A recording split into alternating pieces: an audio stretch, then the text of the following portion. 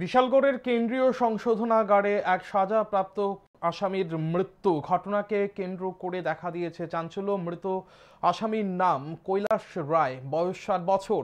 তার বাড়ি রাজধানীর খেজুরবাগান এলাকায়। জানা যায় কিছুদিন পূর্বে মারামারির ঘটনায় গ্রেপ্তার করা হয়েছিল কৈলাস রায়কে। পরবর্তী সময়ে আদালতের নির্দেশে তার ঠাঁই হয় বিশালগড় কেন্দ্রীয় সংশোধনাগারে।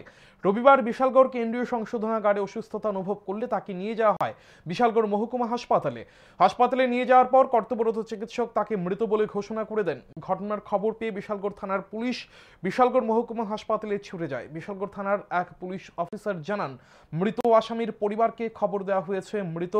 কিন্তু মৃত আসামির পরিবার থেকে কেউই আসেনি। মৃত আসামির পরিবারের দাবি, কৈলাস রায়কে জীবিত জেলে নিয়ে যাওয়া হয়েছে, সুতরাং জীবিত তাকে ফিরিয়ে দেওয়া হোক। ওই পুলিশ অফিসার আরো জানান, মৃত কৈলাস রায়ের মৃতদেহ জিবি হাসপাতালের মর্গে পাঠিয়ে দেওয়া হবে।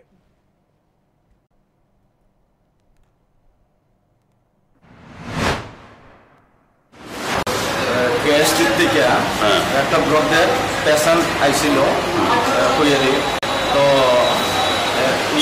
বিশালগড় আইসে পরে এরা গার্জেনরা ডাকাইছিল, গার্জেন কেউ আইয়া না, ব্রডের আসছিল কইয়া দিয়ে আসছিল। তখন আমরা যেন নয় রাখতেছে আউটতলাতে শিব কইয়া লাগিয়ে আসছে।